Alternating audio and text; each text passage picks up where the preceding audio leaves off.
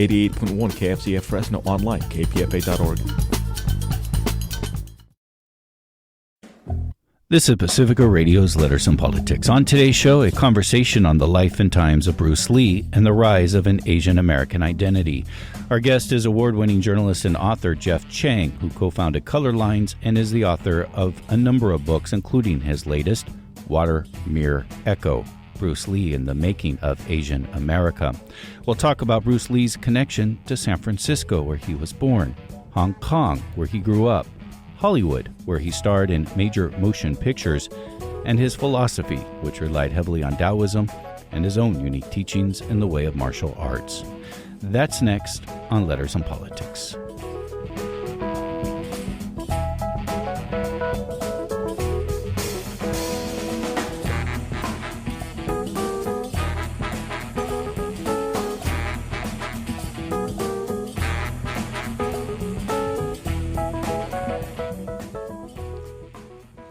But first, the news.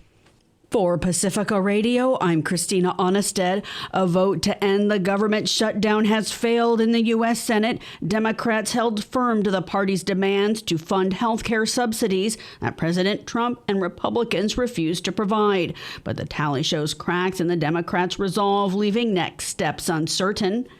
House Speaker Mike Johnson joined other GOP leaders today at the National Mall.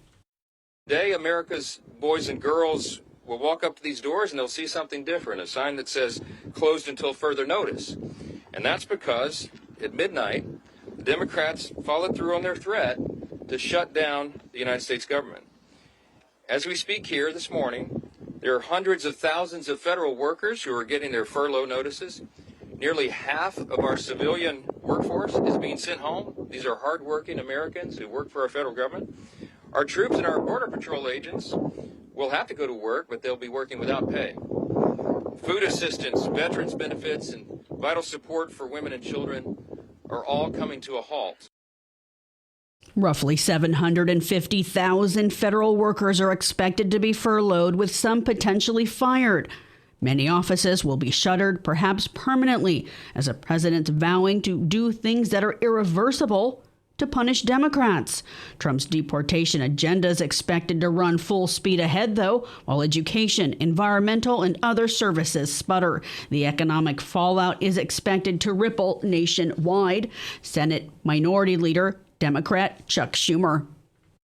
Republicans need to negotiate. Today is October 1st, and that means something else is happening today. Americans throughout the country are opening their mailboxes and finding letters in there telling them that their health insurance is about to go way, way, way up. A Kaiser report, a nonpartisan, well-respected Kaiser report from yesterday says it's on average of $1,000 a month, and God forbid even much more for so many Americans. Healthcare premiums, because of what the Republicans have done, is going up 114% a year on average. Meanwhile, federal employee unions AFSCME and AFSCME sued to stop the administration's plans for mass firing of federal workers. The American Federation of Government Employees and the American Federation of State, County, and Municipal Employees lawsuit argues the administration's threats violate federal law and are a, quote, cynical use of federal employees as a pawn in congressional deliberations, unquote. Today is the first day of the government shutdown. But do you know what agency is not shut down today? ICE. Immigrant rights advocates announced coordinated protests against the Trump administration's continued attacks on immigrant communities today, among a government shutdown. That action slated this Saturday, October 4th. Murad Awada is president and CEO of the New York Immigration Coalition. He spoke at a press conference in Los Angeles just minutes ago. All the way from California to Illinois, down to Tennessee, to Florida, all the way up to New York and Maine. We are fighting back as one. We are fighting back against the Trump administration's cruelty. We're fighting back against their sowing of chaos, panic, and fear. The actions are being dubbed "We the People Are Rising, Stop the Hate, Stop the Raids." This comes as a large coalition of civil liberties, labor, and immigrant rights groups behind No Kings rallies in June say they're planning an ever larger historic No Kings rally October 18th.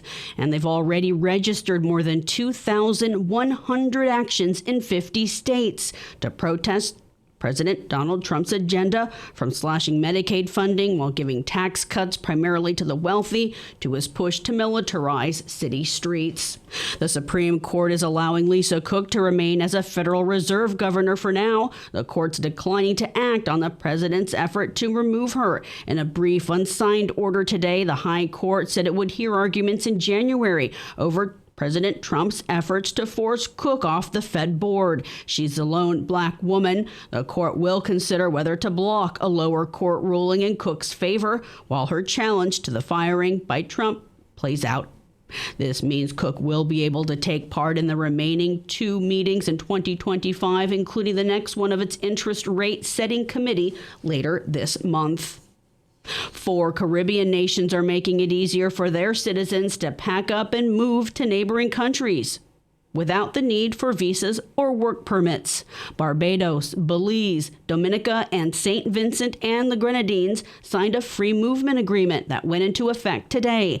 Officials say when citizens from any of the 4 participating nations travel to one another's countries, their passports will be stamped or a digital record will be made indicating indefinite stay now allowed.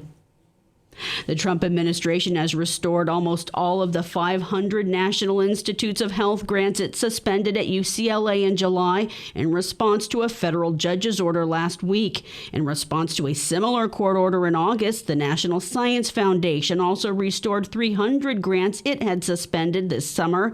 UCLA lost access to more than $500 million in research grants after the administration froze 800 grants to the university. Federal agencies said the university tolerated anti-Semitism as part of the justification for freezing the grant funding. Critics said it was a ruse to institute conservative reforms on academic freedoms. Drug maker Pfizer has agreed to lower drug costs under a deal struck with the Trump administration.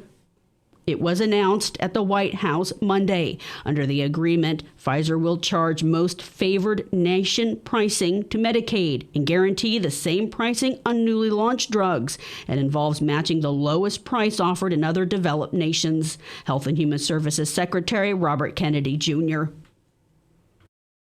Americans should not be gouged paying 300 or 400 or 1,000% more than people in other countries for the exact same drug, many times manufactured in the same factory in New Jersey and sold in Great Britain for 1/10 the price that it's being sold for here. It's unclear how much consumers could save, as Pfizer's keeping details of the deal confidential. I'm Christina Onnested reporting for Pacifica Radio. Good day and welcome to Letters and Politics. I'm Mitch Jeserich. Today I'm very happy to welcome back to this radio program Jeff Chang for a conversation about the life, the times, the philosophy, and the innovative martial arts techniques of Bruce Lee. Bruce Lee also lived in a time of the rise of an Asian American identity, which was very much connected to third world liberation movements, both inside and outside the United States in the 1960s. Jeff Chang is an award-winning journalist and author. He has written extensively on culture, politics, the arts, and music. He co-founded the Center for Cultural Power. His books include Who We Be, The Colorization of America, We're Gonna Be All Right, Notes on Race and Resegregation, Can't Stop, Won't Stop, A History of the Hip-Hop Generation, and his latest that he joins us to talk about, Water, Mirror, Echo, Bruce Lee, and the Making of Asian America. Jeff Chang, it's great to welcome you back to this radio station. Thank you for being here, sir. It's so wonderful to be here. I feel like it's a kind of a ritual, like I get a book done and the first thing I do is come to see you. Yeah. And we get to talk about this stuff. And I got to say this too. It's like there's never it never gets old. Like I always feel my heart racing a little bit faster when I get behind the mic with you. So yeah. Well, it's live radio. It's live radio, it's like a good cup of coffee. Yeah, straight to the veins. Yeah.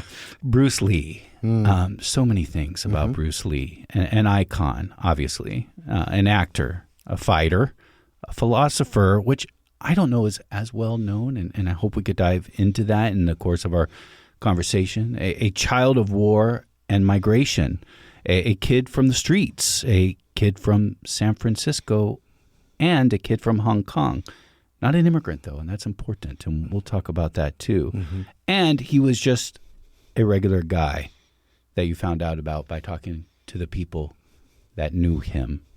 So there's all these spokes in a wheel when it comes to Bruce Lee. You spent several years working on this book, researching Bruce Lee. Did you find the hub? Did you find a center when it comes to Bruce Lee that connects all these spokes? He was such an extraordinary person. One of the things that I really wanted to do, the other part of it too is that he lives for us on, right? As somebody who is sort of larger than life, above, the scrum of everyday life. He seems transcendent to a lot of folks all around the world. And so I was really interested in kind of recapturing his life and times, to put his story back into its context. And what I found was, in doing so, his achievements actually loom even larger. It's even more amazing to me how he was able to do what he did in 32 short years. What did he do? We obviously think of the movie icon. He's the most famous Asian American ever. Like people put up statues of him in Bosnia and Herzegovina. What's that about? I think that after the war, young people were trying to find a symbol of unity, and that was Bruce Lee for them. He was somebody who stood for the underdog, who stood for, being able to protect yourself, and he also stood for unity and solidarity. So he was everything to these young folks. And when they wanted to find sort of a common symbol, a shared symbol of strength and power and peace, they turned to Bruce. So he's that kind of a person for folks all over the world still. And their connection to him is through the films? Through the films. Yeah. He just exudes it on the screen. This sort of sense of deep humanity. Bruce Lee grew up in Hong Kong. Born in San Francisco. Grew up in Hong Kong. We'll get to that. Okay. But I want to ask, he begins to appear in films in Hong Kong. Is there a history of martial arts-based movies before Bruce Lee? Yes. It goes back many, many years, over half a century before Bruce erupts on the screen. And, these are movies that were at different points in time. Those are the action flicks of the day for the Chinese.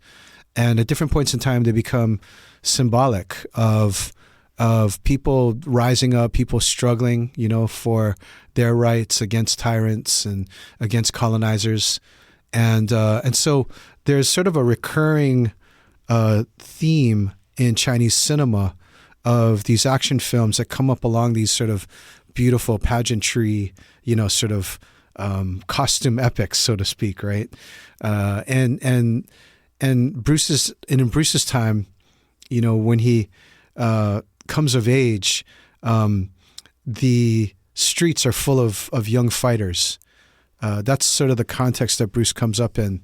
And he's one of those folks too. He loves getting into fights. He's got sort of a bloodlust. He loves the smell of blood on his nose. And those kids grow up like Bruce does to begin to make movies. And so Kung Fu movies come back when these folks all come of age in the 1960s. And that's the element that Bruce enters back into when he comes back to Hong Kong to make movies in the early 1970s. So this all comes from the streets of Hong Kong. It all comes from the streets. It's all youth culture, right? It's all basically, after the Chinese Civil War ends in 1949, there's refugees that are pouring across the border into Hong Kong. And so Hong Kong is severely underhoused. There's fires breaking out in these sort of temporary villages that have sprung up on the hills. And there's all these young people who are disenfranchised and angry. And a lot of them come from kung fu schools on mainland China, and they have different types of styles. And so this very elaborate kind of fight culture gets started, and it ends up being sort of one school for another against another.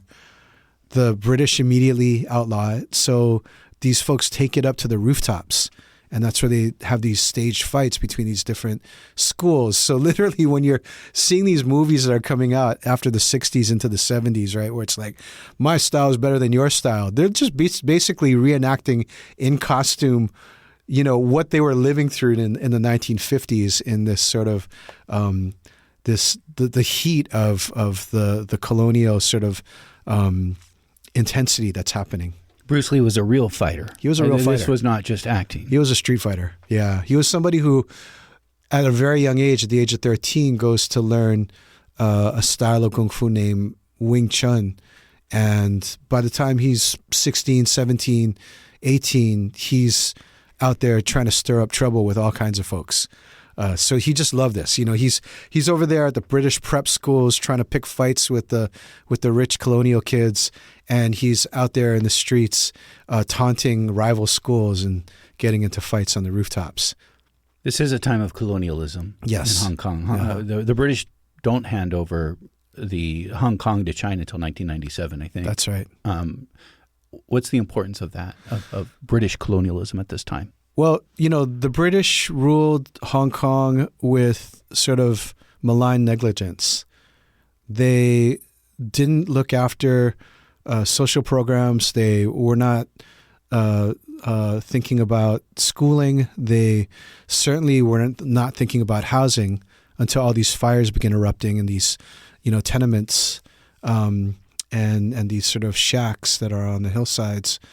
They just don't care. They're there to sort of extract what they're going to get for themselves and their families and their kids, and then go back, you know, to Britain, and so, you know, the young folks, the young Chinese, the young Hong Kongers are angry, and Bruce grows up, you know, one of them, representative of one of them on the screen actually.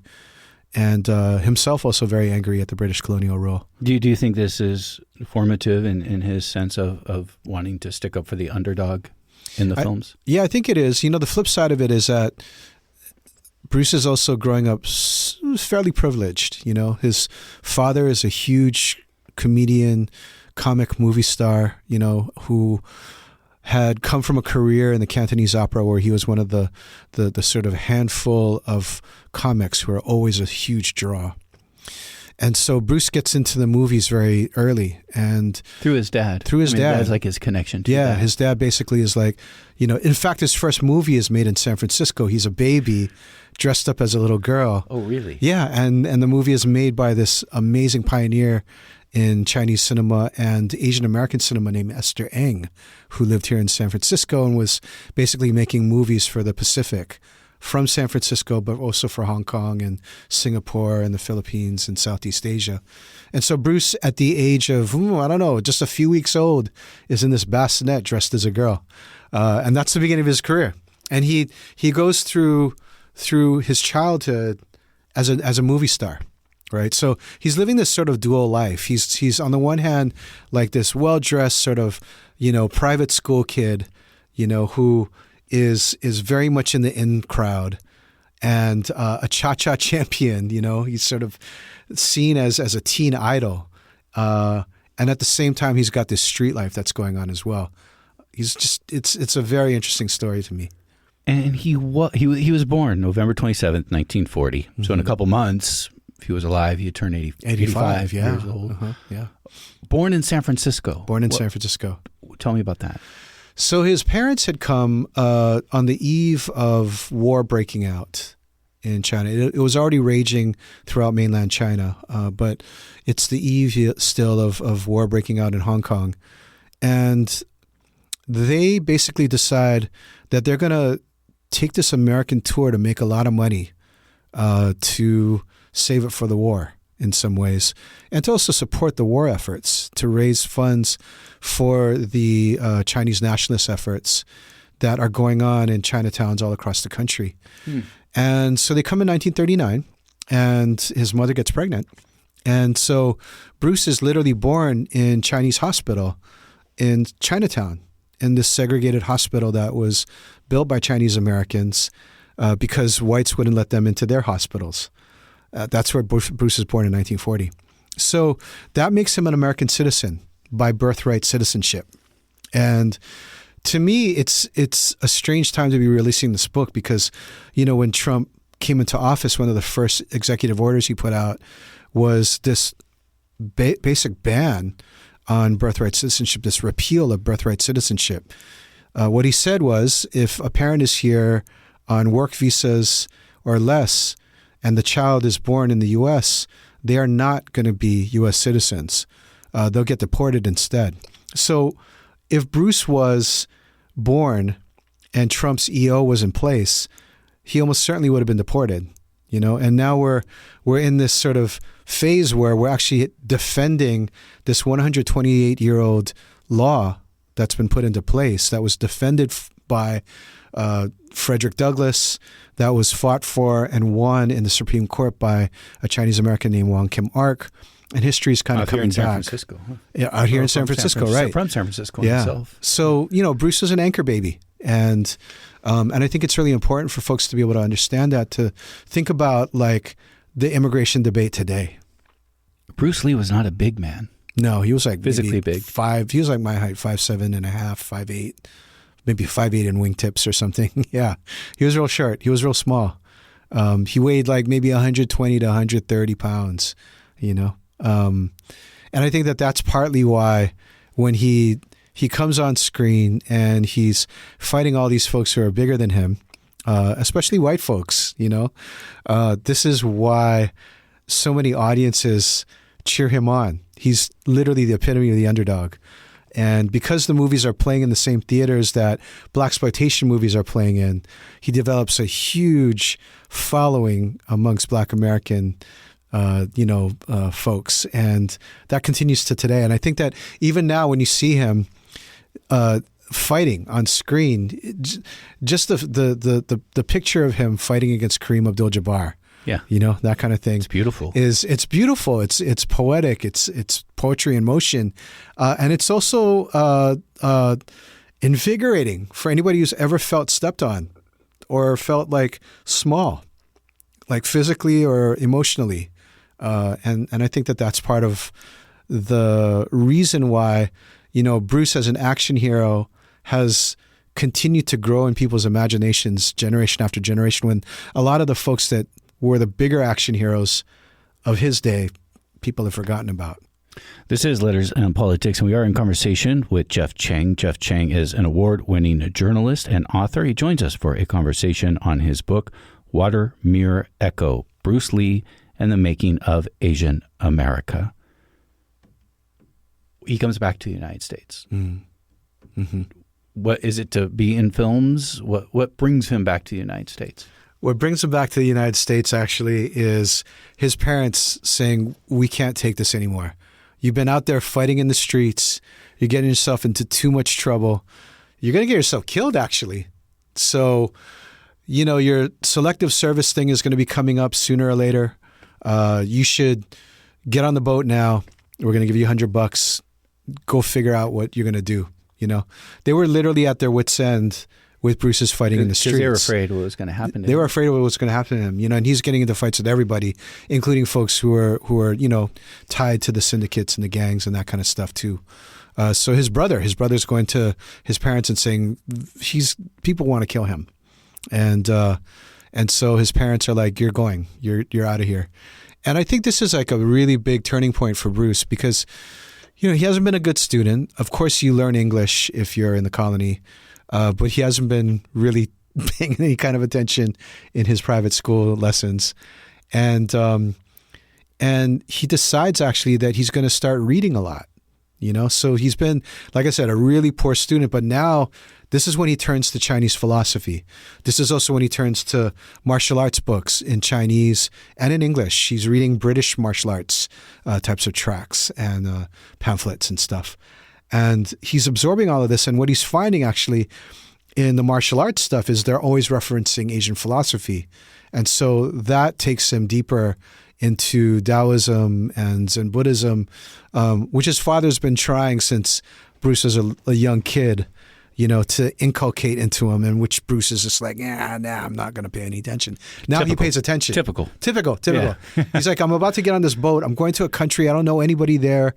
I barely know the language, or I don't feel, I should say that. I shouldn't say that. I should say, I don't feel confident in the language. And what am I going to do? So he takes his refuge in books. And I think that this is the turn where we start seeing Bruce evolving into the kind of person that we see on the screen. Does he come to San Francisco? Does he come to the Bay Area? What does he do when he gets here? And he comes alone? Yeah, he comes alone. He's got $100 in his pocket. How old is he? He's 18 years old. He's he's in steerage. He's in the lower levels, and he gets to San Francisco, and his parents have it all figured out. Like, all the folks in San Francisco remember them fondly from the days that they had come to do this tour in the U.S. and when Bruce was born. And so here they are 18 years later, and they're taking care of the kid who's grown up. And they look after him, He stays with a teacher at a Chinese language school, and he gets these jobs. They try to find him work. He works at a restaurant. He can't stand it. He gets himself fired in the first week. And so, this teacher says, well, what are we going to do with this guy? Oh, I guess we're going to have to find him a job as a cha-cha instructor. So as a cha-cha instructor, he's starting to go now to these different neighborhoods. He comes to Oakland Chinatown. He's going to different types of, Chinese neighborhoods, and he's teaching them cha-cha. But he gets in, he's anxious to get into fighting again. And so he picks a fight with the local Kung Fu Kuns, and he basically gets run out of there. And so his what parents does it mean are like, to pick a fight? Like, I'll see you on 7th Street, or what? He goes into the Kun, and he's basically like, what do you guys got? Let me see what you guys got, And little does he realize that the person who's running this is the person who brought Kung Fu to the U.S. and is like, we're not having that, kid. Like, get out of here before we beat you down, beat you silly, right? So he's showing up to this martial arts center saying, I want to fight your... Yeah, he's literally picking fights like he was picking fights in Hong Kong with other schools. He's got no backup. I don't know what he was thinking, really, to be honest. So his parents are like, okay, you're out of here. We're going to send you to Seattle because there's fewer Chinese there, maybe less Kung Fu schools, a little bit less trouble to get into. And you better get your degree, because he hasn't graduated from high school yet. But we're going to want to see you through to get your college degree. And so he goes to Seattle. And I think this is where he really becomes American, because he lives in the Central District. Seattle's 95% white, and all the folks of color live in this tiny little area called the Central District. Blacks, Latinos, Filipinos, Japanese Americans, Chinese Americans, they all live in this area. And those are the folks who Bruce befriends. And I think they teach him what it means to be a racialized minority in the U.S. The first Kung Fu student that he picks up is a Black American named Jesse Glover, who as a child has been beaten by police for no reason. And so he goes through life like wanting to learn how to defend himself. He comes after Bruce and he says, teach me how to protect myself. Teach me how to fight. And another student that he has is named Taki Kimura, who's 18 years older than him, who when he was 18 gets relegated to the concentration camps. He's incarcerated with his family. Japanese internment. Japanese incarceration, really. Yeah. And he's lost all his confidence. And so Bruce, by teaching him Kung Fu, is able to reawaken a desire to be able to be somebody again.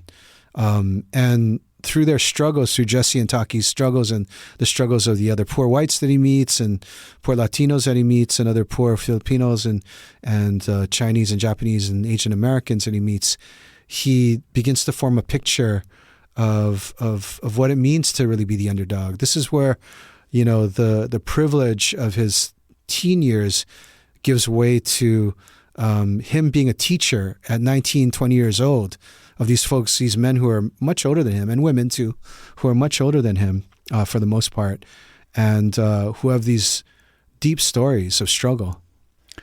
This is all happening with the rise of an Asian American identity.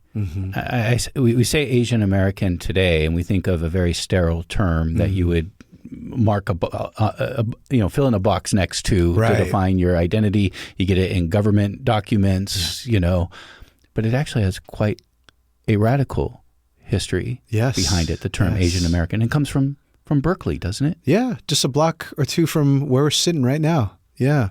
So, back in the 50s, we were called Orientals. And Oriental means, to the east, but in relation to what? Because if you were growing up in Asia or the Pacific, like I did, right? The Far East is like New York City or London, So obviously it was the Far East in relationship to London and New York City, probably. And it was demeaning. It was a diminutive. And so a bunch of folks get together in this house down here on Hearst Avenue, just again, 2 blocks away from here. And they go into the meeting trying to figure out if they're going to form an Oriental caucus of the Peace and Freedom Party so that they can establish a sort of way to talk about the war in a different kind of way, right? Because a lot of the anti-war activists are saying, bring the troops home. But Asian activists, Black Panthers, Third World activists are saying, end the war and stop colonialism, right? So it's a much bigger type of frame that they want to bring to this. And they go and they say, we're going to form this Oriental Caucus of the Peace and Freedom Party. They decide after it that it's much bigger than this. Like, it's not just about the Peace and Freedom Party and this so-called Oriental Caucus. Like, we should be rethinking ourselves. And so somebody throws out this idea, Yuji Ichioka, may rest in peace, one of our great scholars, says, why don't we call ourselves Asian American? And everybody's like, boom, light bulb goes off in their heads. And so they formed the Asian American Political Alliance here at UC Berkeley. And within 3 years, there's Asian American political alliances all across the country and in Honolulu as well. And this idea of the Asian American is now the root of this new movement, of this uprising of this generation of folks who are tied to the Third World Liberation Front, who are not just anti-militarism, but they're also, anti-poverty, they're anti-colonial, they're radical, and they form this sort of new identity, and this is about the same time that Bruce is rising to prominence in Hong Kong.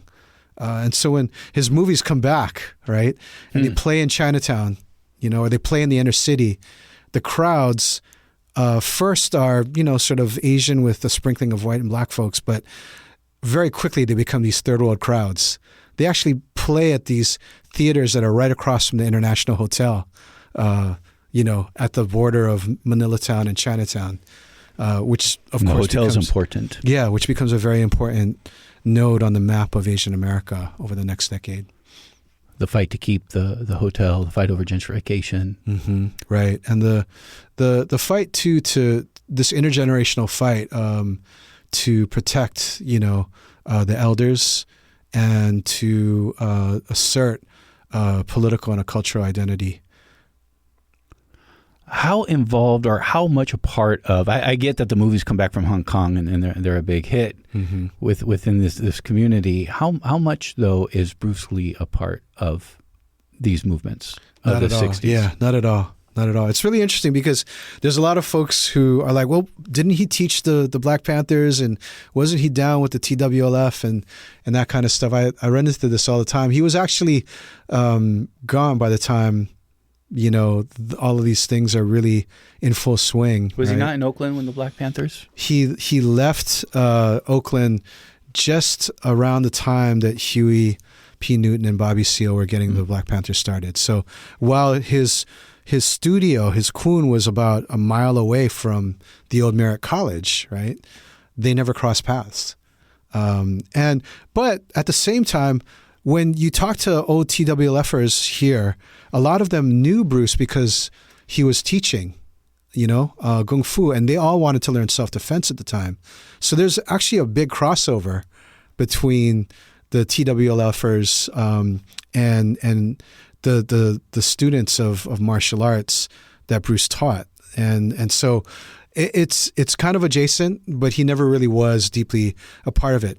Who really kind of opened his eyes was Kareem Abdul-Jabbar, because Kareem and him got to be really, really good friends. You know, Kareem was looking for somebody who could teach him how to be more agile in the paint, right? And Bruce was teaching him all the footwork and sort of the moves and the grace of Kung Fu and of Jeet Kune Do, the style that he had, or the school that he had sort of started. And so they have these exchanges where Bruce is talking to Kareem about being unable to break into Hollywood, and Kareem understands, and Kareem's talking to Bruce about like colonialism and the rise of Black power, and he's giving Bruce books about colonialism, British colonialism in China and in Hong Kong. And so there's this deep kind of exchange that happens, and that I think informs the fact that when he goes to Hong Kong, he plays these heroes who are always underdogs, who are often like suffering under corporate or colonial power, and who must overcome that. He understands that that's who he really wants to kind of play. And do you find that his politics then are expressed through the movies? Does he speak about politics outside of film? He doesn't. He doesn't actually. He doesn't come out and actually talk about politics. But I think that he's received, first, Asian Americanists, or Asian Americans, I should say, the activists at that time, maybe too early to talk about Asian Americanists, are folks who are like, oh, he's just sort of playing stereotypes, you know? But then they see Fist of Fury, where he's rising up against this Japanese colonial power, right? And against British and Russian colonial powers as well. And they're like, oh, that's our guy. We recognize that, you know? So when the movie plays in Chinatown, the TWFers will tell you, oh man, like when he came on screen and he was kicking that sign that said no Chinese and no dogs allowed in this park, the whole theater is erupting, which is the same thing that's happening all across Asia when that movie plays. You dived into Bruce Lee's writings and into his archives. We talked a bit about the importance of Taoism and Zen Buddhism. Tell me what you found in these writings. A lot. I think we were talking a little bit earlier about how he turns to Asian philosophy at the age of like 18. He really gets deep into it. And I think at that particular moment, he finds in these words sources of strength. And so he actually tries to directly apply a lot of these ideas to his teaching of the martial arts, to, you know, these folks he's meeting in Seattle, then later in the Bay Area and in Los Angeles. And one of those poems, the one that gives the book its title, is these lines from the Lizi, which is a Taoist tract, and it says, "Moving be like water, still be like a mirror, respond like an echo." And those three particular lines, I think he puzzled over for most of his life. But you could see now how he taught people, like in fighting or in strategy, fighting strategy, you need to be elusive, you need to be adaptable, you need to be able to move, you need to be like water. And it echoes, of course, a lot of ideas in Sun Tzu's, Art of War, or, all of these other types of military manuals, even up to Mao as well in his Little Red Book. And so, he teaches folks that. And I think the big tragedy of his life is he never gets to the point in his life where he can try to figure out what it means to be still and be like a mirror, or to respond like an echo. I don't think so. No. He was trying. I think he was trying. And I think that the tragedy of his early death, his premature death, is that he never got to be able to step into that. I think that had he survived and the movie, became huge and that kind of thing, I think that he probably would have moved right into that, because he was tired of, I think, fighting, at the end of his life. He was fighting Hollywood. He was fighting stereotypes. He was fighting these overarching ideas of Asians as less than, as unworthy, as people who only understood cultures of death. This is like the William Westmoreland, sort of picture of the Oriental, right? That they don't care about living, that they'll sacrifice each other and they'll die willingly. It's sort of a new take on this sort of kamikaze stereotype, right? That comes from World War II, and it's always been that, the sort of fatalism of the East as opposed to the determinism of the West. He was fighting all of that, and he carried all of that on his shoulders till the day that he died. Trying to find stillness. That's interesting to me. I'm trying to find stillness. I think we all need to in this moment. It's very hard. Yes, it really is. Lots of noise, and lots of unstillness. He died at 32. What did he die of? He died of what the coroners called a cerebral edema. His brain swelled, and when they tried to research what it was about, they saw him he had a headache, and they saw him taking these over-the-counter pills, aspirin pills, as sort of intensifying this brain swelling. But there's been a lot of, conspiracy theories, as well as like less conspiratorial, more scientific types of theories about why he's died, or why he died. And for me, it's like, I wanted to, in this book, not focus on that. It's a very interesting thing that in the literature on Bruce Lee, so many books start with him dying. And I always thought that was strange. We don't remember him for burying the lead, burying the important stuff. Yeah, but also this weird kind of fascination. And again, I think it goes to this stereotype of Asians as fatalistic, as sort of close to death, or like not caring about life. It's this weird kind of, it's just weird. I just feel uncomfortable when I read those kinds of things. And so I just wanted to kind of focus on what he did what we do remember him for, which is not him lying in a tomb, but for him being very alive. Jeff Chang has been our guest. Jeff Chang is the author of the book, Water, Mirror, Echo, Bruce Lee and the Making of Asian America. Jeff Chang, I found that fascinating, sir. And I thank you for being here. Good to see you again. So good to see you too, Mitch. Yeah. Let's go have some generational drink. Some Gen X drink. A little afternoon drinking. Early, maybe late morning drinking. I see why not. Representing the generation. Appreciate you, man. Thank you again, brother. Thank you. And you are listening to Letters and Politics on listener-sponsored KPFA in Berkeley, KFCF in Fresno, and KPFK in Los Angeles. Sure, as broadcasters, why not a little bit of late morning drinking, right? Just to sort of get you into the mood. By the way, I have not had a drink other than my tea this morning, even though I know sometimes you must wonder. Some of my colleagues wonder as well. Friends, we do come to you here in the middle of a very important fund drive for this radio station.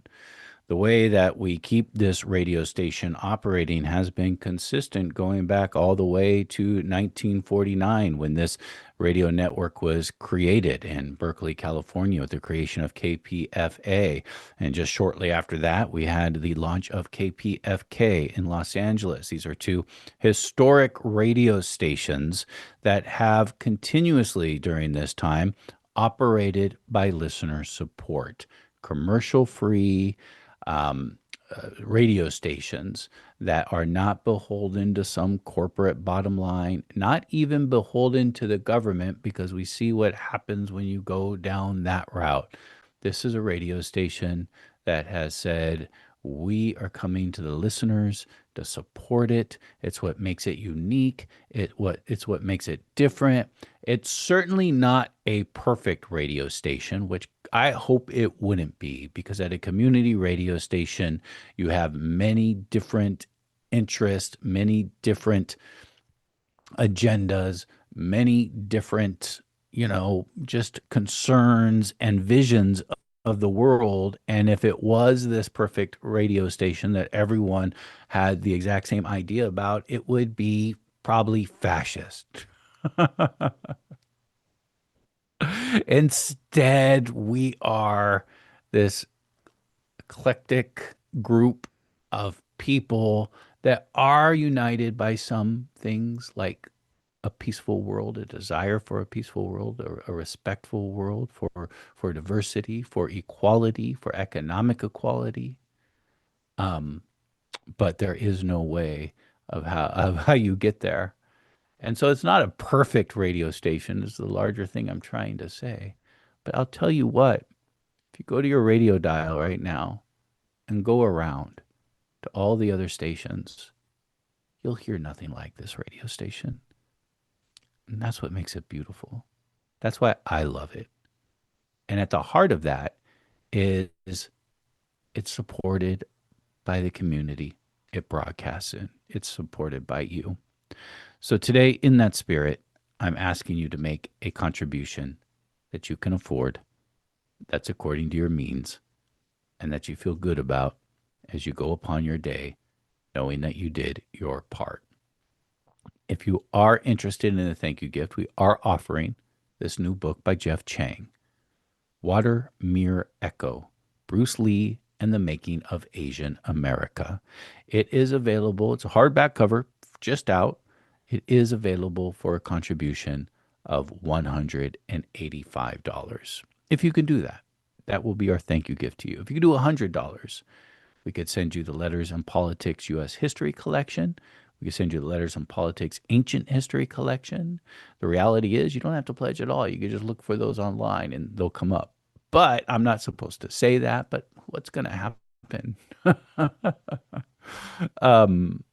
Because I am a public broadcaster and I'll remain a public broadcaster even after I leave this show here in the coming days. But this station is important to me, and I am asking you to support it by giving us a call for KPFA listeners and KFCF listeners. So this is the Bay Area and the Central Valley, 1-800-439-5732. 1-800-439-5732. And online at kpfa.org. In Southern California, listening to KPFK in Los Angeles, the number you're going to call is 818-985-5735. 818-985-5735. And online at kpfk.org.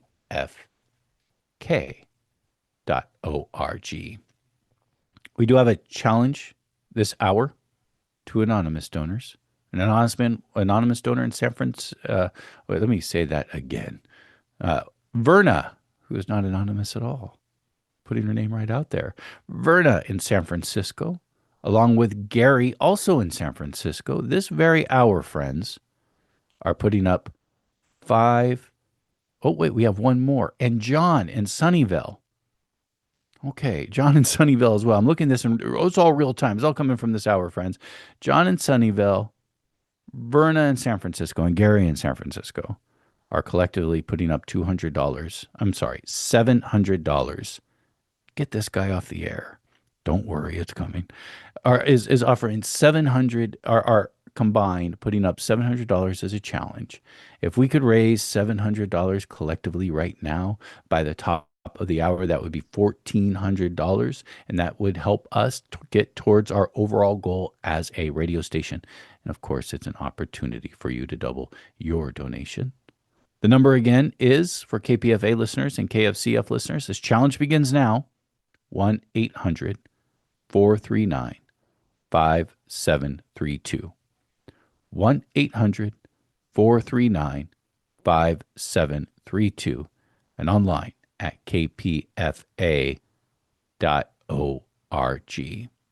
As I speak to you right now, we're about halfway through our fall fund drive. We are wrapping up this fund drive at the end of next week. We have pledged a long time ago not to go longer than promise because these fund drives are important. They're the lifeblood of public broadcasting. It is what makes all of this possible. However, there is a danger of when we start, and we've done this in the past, as others have too, once you start extending those drives to meet your goal, inevitably you will make the goal if you go long enough. But in turn, it's like you're spiraling downward because the longer you stay in a fund drive, the just inevitably the less listeners you have. Because there's a certain level, a certain point. Like, well, yeah, I know the phone number by now.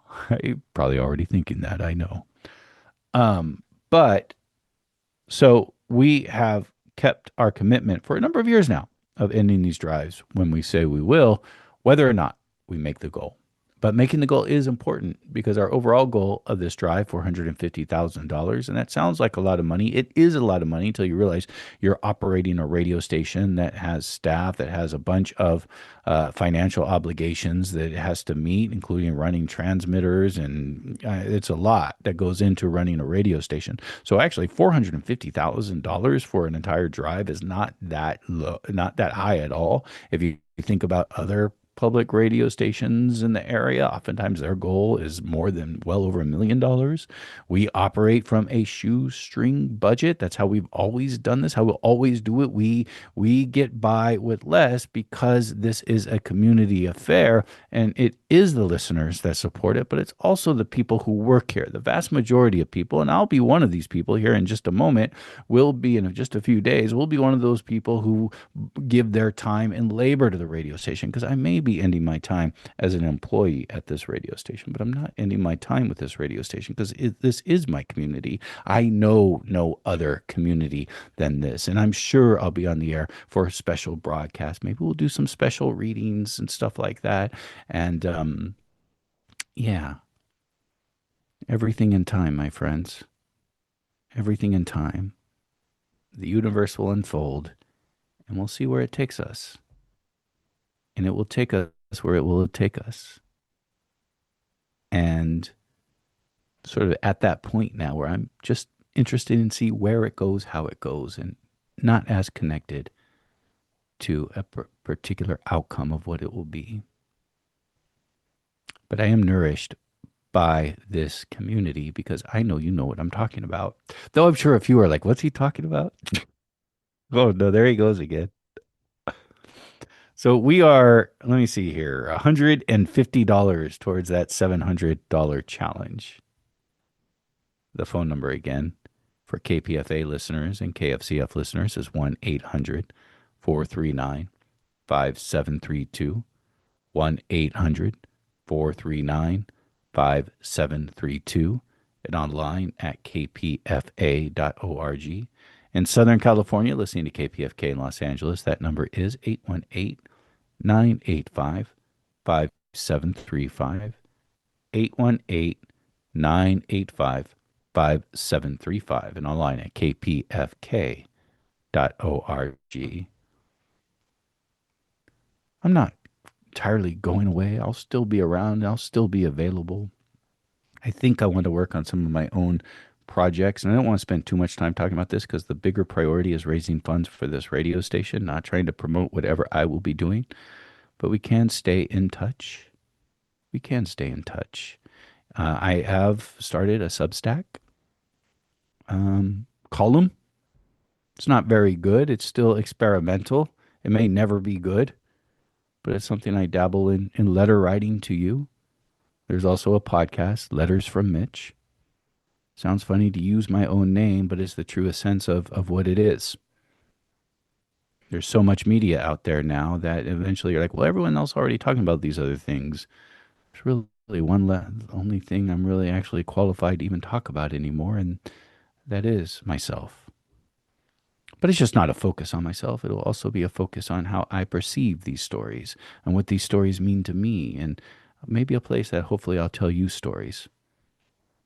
We'll talk more about these in the future. But right now, friends, I have $700 as a challenge. And I have just one person calling in, and this is going to be quite a problem and a little bit embarrassing here. If on my way out we can't make this challenge. I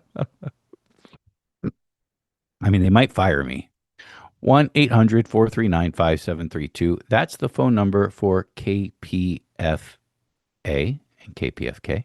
1-800-439-5732. 1-800-439-5732 and online at kpfa.org. In Southern California, listening to KPFK in Los Angeles, the number is 818-985-5732.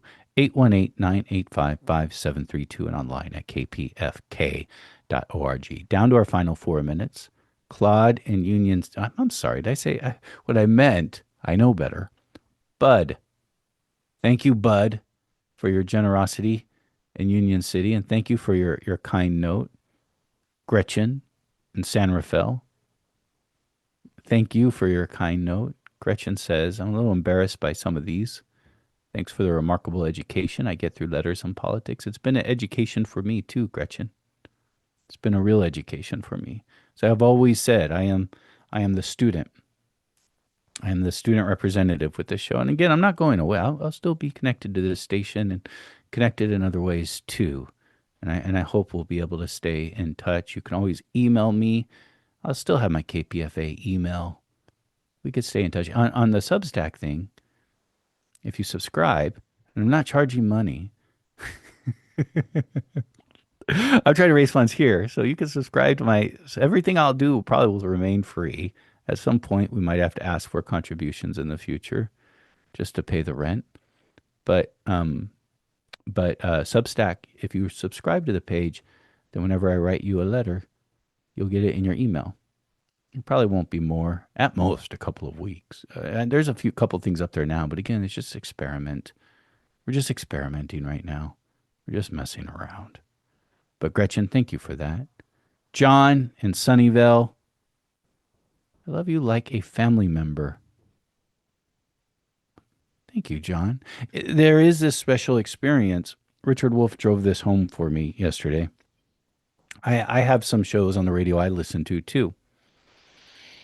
And it's just sort of a voice you have at a certain time in the house. And even if you're not really paying attention to it, and I'm not trying to suggest that would be any of you, but even if you're not really paying attention to it, it's just comforting having that voice in there like a family member, right? Like a family member, but not one who's going to, get on you to clean your room.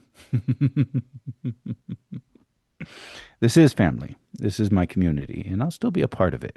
I want to be very clear about that. Again, Verna, who put up a challenge, thank you, Verna, for that. And Gary, we already thanked Gary.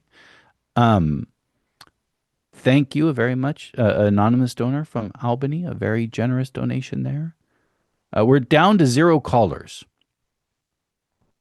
and we have 2 minutes left in the hour. The phone number again for KPFA listeners and KFCF listeners is 1-800-439-5732. 1-800-439-5732. And online at kpfa.org. In Southern California, listening to KPFK in Los Angeles, 818-985-5735. 818-985-5735 and online at kpfk.org. For a contribution of $185, if you could do that, the book Water, Mirror, Echo, Bruce Lee and the Making of Asian America is yours as a thank you gift. In Los Angeles, 818-985-5735, 818-985-5735. And for my friends in the San Francisco Bay Area and also the Central Valley, the number you're going to call is 1-800-439-5732. 1-800-439-5732 and online at kpfa.org. Down to my final 30 seconds here. It's never too late to make a contribution to your community radio station. If you want to help us in this hour, you could still get your call in the next 5 to 10 minutes, but you can pledge in the next show, the show after that.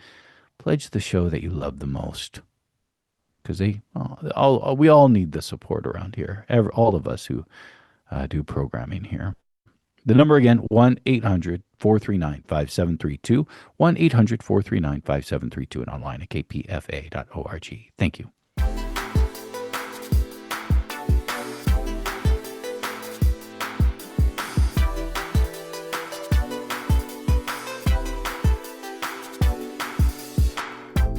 You're tuned in to 94.1 KPFA and 89.3 KPFB in Berkeley, 88.1 KFCF in Fresno, online at kpfa.org.